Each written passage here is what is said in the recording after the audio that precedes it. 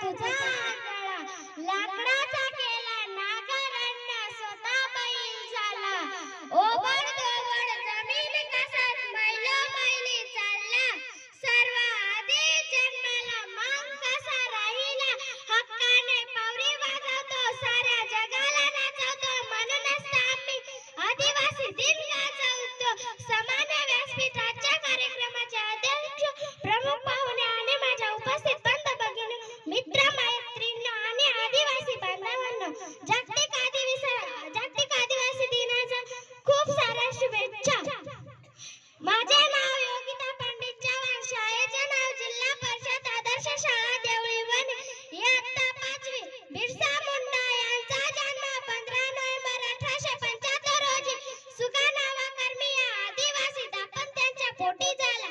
त्यांचे जन्मगाव उलियातून राजी जवळचे आहे. बिरसाचे आई वडील शेतमजूर होते.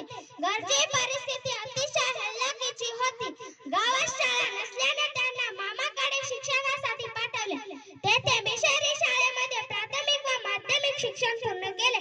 शिक्षणाबरोबरच बिरसा यांना संगीत नृत्यातही विशेष रस होते. तो काळ पारतंत्र्याचा होता. संपूर्ण देशावर इंग्रजांनी गुलाम बनवून ठेवले होते. जंगलात राहणारे आदिवासी गुलामगिरीतून वाचले नव्हते. इंग्रजांनी वन कायदा करून आदिवासींचा जंगलावरचा पारंपरिक अधिकार नाकारला होता. त्यामुळे आदिवासींमध्ये इंग्रजाविरुद्ध असंतोष निर्माण झाला. धन्यवाद.